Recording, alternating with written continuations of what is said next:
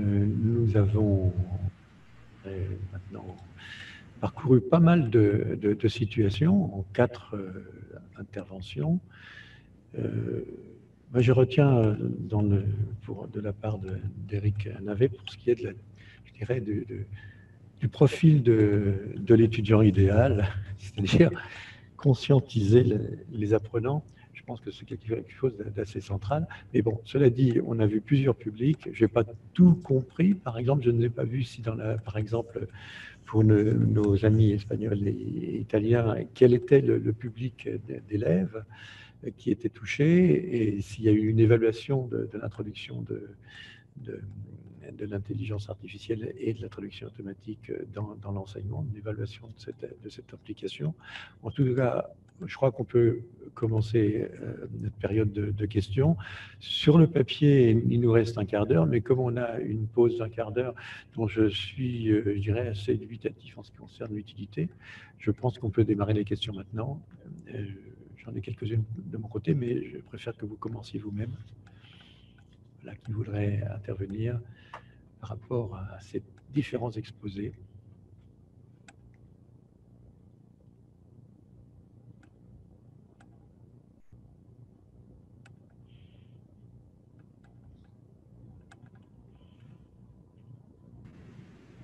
Est-ce que je peux éventuellement revenir sur la présentation des collègues russes? Oui, bien sûr. Comme elle a juste précédé. Si elles veulent bien, il faut leur donner. Merci. Oui, donc j'ai noté une chose assez intéressante, c'est que vous aviez souligné donc ce tabou qui est aussi apparu donc dans mes analyses finalement. On a l'impression que oui, quand il s'agit de parler de traduction automatique, les gens n'en sont pas toujours fiers. Et j'ai été obligé, j'ai pas pu parler de tout donc, dans cette présentation, mais moi-même, j'ai été obligé un petit peu de leur parler de ma propre utilisation de la traduction automatique, par exemple, pour qu'eux-mêmes s'y mettent et commencent à parler de leurs modalités, de leurs propres modalités d'utilisation. Donc ça, j'ai trouvé que c'était intéressant qu'on ait trouvé un petit peu la même chose de ce point de vue-là.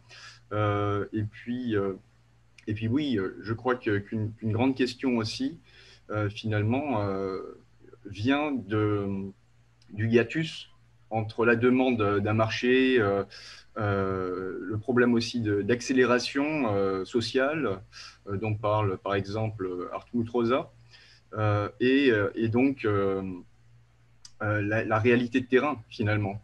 Donc, des gens qui, vous avez dit, qui ne sont pas forcément compétents, parfois qui sont moins compétents que le traducteur automatique lui-même. Donc, on a des problèmes, finalement, et technologiques et humains oui, à essayer de surmonter. Oui, merci, c'est vrai, parce qu'il y a des professeurs qui jugent que la traduction automatique, c'est tabou, surtout avant, parce qu'ils connaissaient bien les erreurs de la traduction automatique statistique, mais aussi certains étudiants, eux aussi, ils pensent que se servir de moteurs de TA, c'est montrer qu'ils sont paresseux, par exemple, alors qu'ils peuvent bien le faire, par exemple, pour faire connaissance des textes dans les langues qu'ils ne parlent pas. Alors, ça peut être quand même pratique. Donc, il faut changer l'attitude de la société pour cet instrument qui est assez pratique. Oui, merci. Alors, je constate qu'il y a, en fait, il y a quelques questions qui ont été posées. 3h25. Mais si je peux me permettre une observation, oui. Dans l'enseignement des langues, en tout cas en France, il y a une tradition d'utiliser la traduction comme apprentissage de la grammaire, du vocabulaire, etc. Et c'est vrai que c'est un cas un peu personnel. Dans la pratique de ces types de cours, Et lorsqu'on demande aux étudiants de traduire un texte à la maison et l'étudier la semaine d'après pendant les TD, bah, souvent ils sont très pris par les devoirs et tout ce qu'ils ont à faire. Et il est vrai qu'ils ont recours à la traduction automatique. Et bon, j'ai vu ça depuis plusieurs années. Effectivement, la traduction automatique s'est beaucoup améliorée. Mais il y avait cette facilité, c'est-à-dire arriver dans les TD avec un texte traduit, mais qui finalement ne leur avait demandé aucun effort. Ils n'avaient pas les moyens de pouvoir contrôler cette traduction, puisqu'ils connaissaient peut-être la langue source, mais pas la langue cible suffisamment, ou bien le contraire, parce qu'il y avait parfois dans les cours des étudiants qui venaient dans le cadre d'Erasmus, qui, au contraire, ils connaissaient la langue cible de ces cours de traduction, mais pas la langue source, pas très bien. Donc, finalement, je crois que c'est assez humain ce type de constat. C'est-à-dire que bon, l'étudiant, il est là. S'il est vraiment motivé, il va faire des efforts considérables. Et évidemment, plus il monte dans les années d'études, plus il va faire ces efforts-là. Mais ben, il y a aussi l'autre côté, ces côtés que certains d'entre vous ont indiqué, la rapidité, la facilité, mais ces manques d'efforts, effectivement, difficultent en quelque sorte l'apprentissage de la langue. Je crois que Nicolas Bakaer a demandé la parole. Oui, j'avais juste une... Vous m'entendez là? Oui. Une petite observation. En fait, je ne comprends pas très bien pourquoi les universités françaises ne mettent pas sur leur page, sur leur site, vous savez, le petite barre de traduction, là, par exemple, de Google Translate ou des équivalents. Au lieu de dépenser beaucoup d'efforts à faire des traductions parfaites en anglais de leur site, il me semble que ce serait presque plus poli de laisser le choix au lecteur le choix de la langue, quoi. C'est-à-dire que le chinois qui tomberait sur le site d'une université française lirait la traduction en chinois, même si elle n'est pas parfaite, ce serait quand même du chinois. Ce serait peut-être mieux que de lire une traduction parfaite en anglais, quoi. Est-ce que je peux répondre? Oui, oui. Parce que toutes ces questions sont liées, mais par rapport à la traduction de sites web, soi-disant sites web, il faut reconnaître la différence entre c'est ce que nous avons dit pendant notre présentation au début d'après-midi, c'est qu'il existe des pages qui méritent un peu plus d'attention que d'autres. Et par exemple, une organisation, que ce soit une entreprise ou une université, ou même une personne, je veux dire, est-ce que vous seriez content de laisser une traduction, une machine traduire votre CV ou votre page personnelle, ou est-ce que vous auriez envie d'avoir la main sur le contenu? Peut-être pour les listes personnelles, pour des pages administratives purement procédurales, c'est tout à fait faisable, c'est même obligatoire parce qu'il y a tellement de volume d'informations. Mais un certain nombre de pages, par exemple la page Qui sommes-nous, la page Que voulons-nous, qui méritent un peu plus d'attention. Et donc, nous avons, par exemple, à l'Université de Paris, ce qu'on appelle une direction de la communication. Eux, ils ne vont pas laisser ni la version française, ni la version anglaise ou d'autres versions, simplement laisser ça au vent, comme ça. Ils rédigent des textes très, très... nous avons vu dans la colonne commentaires, là, des commentaires sur peut-être la qualité, mais la qualité parfois lourde du discours technocratique qui est présenté sur ces pages. Donc, ce n'est pas le fait que la version originale soit parfaite non plus. Hein. La version française a peut-être besoin d'être améliorée avant d'être traduite. Donc, la solution traduction automatique, là, me paraît problématique pour toute une série de raisons. Toutes les grandes, il suffit de regarder des quantités de sites web, des quantités de genres différents, des types d'entreprises, des types de communication, pour se rendre compte que beaucoup de communication est très, très sensible. Et on ne va pas simplement produire ça dans sa langue locale et puis laisser la traduction automatique reprendre le relais. Seulement les associations qui n'ont pas de moyens, par exemple, vont faire cela. Si je peux me permettre, vous dites ça parce que vous êtes sans doute anglophone, mais moi je suis plutôt francophone et je vois bien que la traduction généralisée, enfin le bilinguisme généralisé français-anglais est mortel, culturellement mortel pour les francophones. Il n'y a qu'à voir le nombre d'universités qui interdisent à leurs professeurs d'enseigner en français pour bien voir que ce n'est pas un choix tout à fait neutre que de traduire systématiquement les sites universitaires en anglais. Je suis anglophone, mais ça ne veut pas dire que je suis anglophile ou anglocentrique. Hein. Je suis espérantiste et je milite pour la présence de plusieurs langues sur nos sites. Et ce que font, par contre, je vais quand même retourner l'argument et dire que pour beaucoup de francophones, vous ne reconnaissez pas forcément les problèmes associés à l'apprentissage de langue de spécialité, par exemple. Les anglophones, eux aussi, rencontrent des difficultés en anglais, surtout pour les types d'anglais de spécialité. Par rapport à la représentation des langues, ce n'est pas parce qu'on est anglophone, que je suis personnellement anglophone, que je suis parfaitement confortable avec une généralisation de la présence de la langue anglaise. Moi, je milite personnellement, même dans mes propres cours, pour un multilinguisme qui respecte au moins la règle de 3 langues sur ces sites-là. Mais il y a ma position personnelle et les contraintes du métier et les contraintes aussi d'un programme universitaire qui nous incite en fait à nous spécialiser aussi. Je ne peux pas, par exemple, dire à mes étudiants, allez, on va faire aussi la page en espagnol ou la page en chinois. Enfin, je vais intervenir. C'est une question intéressante. C'est une question très intéressante. D'ailleurs, c'est une problématique qui existe tout à fait et à une plus grande échelle encore au niveau de l'Union européenne. Et c'est d'ailleurs ce point de vue qu'a exposé ce matin Daniel Prou pour la Direction générale de la traduction. Et je vais moi-même, d'ailleurs, dans mon exposé tout à l'heure, en parler. Et il y a à la base de cette problématique une question de responsabilité, comme l'a souligné Jacques Coulardeau ce matin. Donc en fait, il n'y a pas de solution parfaite. Et donc il faut trouver effectivement des textes particulièrement sensibles qui nécessitent des traductions vérifiées.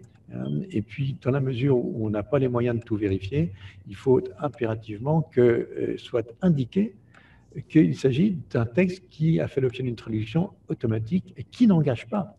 Et donc, c'est au lecteur après de prendre sa responsabilité et d'aller rechercher éventuellement une vraie traduction fidèle.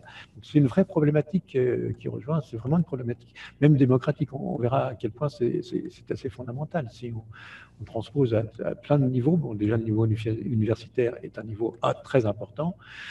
Les institutions européennes, n'en parlons pas, mais il y a bien d'autres domaines, effectivement, où ce problème-là se pose. Beaucoup d'entités, que ce soit les entreprises ou des administrations, se cantonnent à une traduction, une seule, qui sera effectivement la traduction en anglais. C'est sans doute totalement insuffisant.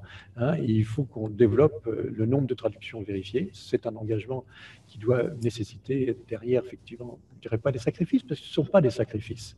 Hein, c'est une nécessité absolue et qui aille même au-delà de la traduction vérifiée pour quand même permettre à des gens de rentrer un petit peu en communication s'ils n'ont pas les moyens de passer par une autre langue qu'ils maîtrisent correctement. Donc c'est une vraie problématique. Voilà. Est-ce que je peux intervenir sur la... Bonjour Jean-Claude. Oui, tu peux intervenir un instant rapidement sur la didactique et l'enseignement des langues? Oui, vas-y. Simplement, je voudrais dire que les exposés des collègues pour la place de la traduction automatique dans l'enseignement-apprentissage des langues démontrent à l'évidence que la vraie voie à poursuivre, c'est de légitimer le recours à la traduction automatique dans l'enseignement des langues, de le légitimer pour qu'il ne demeure pas sauvage, et de construire une didactique autour de cela. Une didactique parce que la traduction automatique aura certainement des fonctions très différentes, soit en fonction des compétences qui sont recherchées, réception ou production, oral ou écrit, apprentissage réflexif ou production. Donc, il y a, je pense, à construire une didactique articulée qui s'articule à la didactique actuelle et qui probablement est riche de développement à partir du moment où l'on considère que la traduction automatique ordinaire, hein, bien entendu, est une ressource qui mérite d'être prise en considération pour éviter, comme on l'a dit, des utilisations sauvages qui ne mènent à rien, sinon à reculer les échéances. Donc moi, je pense qu'il faut effectivement s'interroger un peu plus que ne le fait la didactique des langues en ce moment, parce que la traduction automatique en didactique de langue, à part les travaux qu'on vient de voir, sont pour parler français, the elephant in the room. C'est vraiment la chose énorme que personne ne voit et dont personne ne parle. Et je pense que ce colloque ouvre une bonne occasion de mettre cette question sur le tapis de manière un peu plus publique et transversale qu'elle ne l'a été jusqu'à présent dans les réflexions des didacticiens. Merci. Y a-t-il d'autres questions? Pardon, moi, si je peux intervenir à propos de la didactique de langue et la traduction, la traduction automatique, j'aimerais dire que nous, comme profs, nous ne savons pas si les élèves, si les étudiants chez eux utilisent ou pas la traduction automatique pour faire leurs devoirs. Donc, ça serait mieux de ma part de leur enseigner, de leur apprendre à bien utiliser ces outils pour mieux apprendre. Donc, c'est plus ou moins mon point de vue. Moi, par exemple, à l'université, j'ai un cours avancé d'espagnol. Mes élèves sont italiens et pendant les premières leçons, je leur dis je sais que ça existe, la traduction automatique, mais il faut faire attention. Donc, c'est faire ce travail-là parce qu'ils vont l'utiliser mal ou bien ils vont l'utiliser. Donc, ça doit être le prof pour s'engager et leur apprendre à bien utiliser ces outils-là. Bon, c'est tout. Oui, merci Janina de votre intervention qui répond en fait à une question que j'avais envie de vous poser. Et ça me permet de vous inviter au prochain colloque que nous organiserons, qui sera organisé par d'autres, pour nous fournir une évaluation justement en classe de l'intégration de l'ATA dans l'apprentissage des langues, tout simplement. Voilà. Y a-t-il d'autres questions où on peut... Ah oui, d'accord. Marc Donner veut poser une question. Oui, vous m'entendez? Oui, c'est bon. D'accord. J'avais une question pour Chris et Maria, je pense. Vous avez parlé de l'intégration de votre cours dans l'ensemble du programme de master. Et donc, je suppose que vous avez quand même des cours où vous avez un examen de traduction sur table sans document ou quelque chose comme ça. C'est peut-être un peu vieillot. Mais je me demandais comment l'un nourrissait l'autre. Hein? Comment est-ce que... Et donc, je suppose qu'au fait, les meilleurs étudiants en traduction sur table sont aussi meilleurs pour éditer de la TA. Bon, je me posais une question sur cette interaction entre les deux. Je ne sais pas, Chris, tu veux commencer? Tu veux que je commence? Vas-y, Marie. Merci beaucoup. Cette question est intéressante. Bon, peut-être aussi préciser que, à titre personnel, me semble, si on cherche à évaluer un étudiant, et il suffit de choisir son texte, en fait. Et on peut proposer des textes qui nécessitent beaucoup d'éléments d'adaptation, il y a des éléments culturellement marqués, auquel cas la traduction automatique, au contraire, montre tout de suite ses limites. Donc, je dirais en traduction, adaptation, compte-rendu interlangue ou encore traduction synthèse, on a beaucoup de panels d'outils d'évaluation qui sont très efficaces s'il s'agit simplement d'évaluer la progression et le travail de l'étudiant. Alors ensuite, dans les cours de ce master, bien évidemment, il y a plusieurs types d'enseignement. Il y a la traduction spécialisée au sens plus classique, justement, qui est proposée dans un large panel de cours de la traduction qui touche à plusieurs domaines spécialisés, auquel cas les étudiants ne sont pas forcément face à des outils de traduction automatique. Bien évidemment, on les incite simplement à travailler avec des spécialistes, des professionnels de ces domaines. Donc notre cours, quand on a parlé de transversalité et de l'évaluation, il porte surtout sur l'association de plusieurs compétences qui sont nécessaires pour gérer des projets professionnels. Et donc, dans ce sens-là, effectivement, on essaie de construire cet enseignement en s'appuyant sur des enseignements en terminologie, en gestion de projet, en linguistique de corpus, et puis aussi des compétences outillées. Donc, par exemple, ils ont des cours sur des outils TAO qui sont tout à fait transposables dans ce cours de gestion de projet de traduction de site web.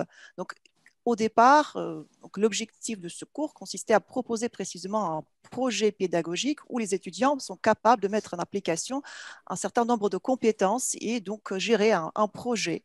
Voilà, donc je crois que c'est dans ce sens-là que nous avons essayé de construire l'évaluation. Donc, ils ont ce formulaire d'évaluation où ils sont en train de réfléchir. Donc, il y a un certain nombre d'items qui sont proposés pour que chaque étudiant puisse s'exprimer finalement en tant que chef de projet qui a géré un bout de ce projet, proposer des exemples, expliquer des choix, des révisions, des interactions avec des outils qu'il a su manipuler, gérer dans ce projet. Et donc, c'est ça notre but, c'est finalement proposer ce cadre d'évaluation en termes de réflexion sur les pratiques, outils, compétences. Après, il est question de qualité de traduction. Et c'est vrai qu'en fonction en fonction des pages, de l'autre travail qu'ils gèrent, on peut avoir des cas plus ou moins compliqués, plus ou moins problématiques, donc des discours plus ou moins difficiles à traduire. Et donc, c'est tout le travail qu'ils font aussi dans leur interaction avec Chris pour revenir sur cette révision avec une réflexion sur les typologies d'erreurs que peut-être que tu souhaiterais développer un peu ça vaut peut-être le coup d'expliquer comment elles sont évaluées sur ces questions de révision et réflexion sur les types d'erreurs constatées. Mais c'est très compliqué. Je sais pas, c'est très compliqué, mais pour reprendre un peu la question aussi, parce que je crois que Marc voulait aussi parler de l'évaluation globale des étudiants. Il faut comprendre aussi que nos étudiants sont évalués, ils sont sélectionnés et au début, avant même d'intégrer le Master 1. Ah oui, oui. Et ces étudiants, ils passent tous un examen sur papier. À l'origine, c'était sur papier. Et cette année, en fait, pour ma partie, qui est la traduction vers l'anglais, ce n'est pas tout à fait typique des autres examens, mais pour ma partie, par exemple, je présente la version française, la traduction automatique, et les étudiants on demande aux étudiants de reformuler, de réviser, corriger, réviser, reformuler la traduction automatique. Avec tous les problèmes, c'est pas simple.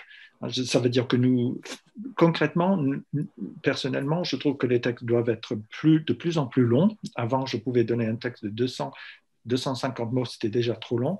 Maintenant, pour trouver suffisamment de matière, il faut donner des textes plus longs et chercher des textes parfois beaucoup plus rédactionnels et beaucoup plus sensibles, si je puis dire, que le texte administratif purement factuel, où le discours est très très proche entre ces deux langues quand même, qui pour l'anglais et le français, ce couple-là, de toute façon, les choses sont très très compliquées. D'accord. Si ça répond à ta question. Oui, ça répond partiellement à ma question parce que nous, on y réfléchit. Moi, je ne suis pas spécialiste de la traduction, mais éventuellement, Je garde ton adresse mail et mes collègues te contacteront. Merci pour ces questions. Très bien, très bien.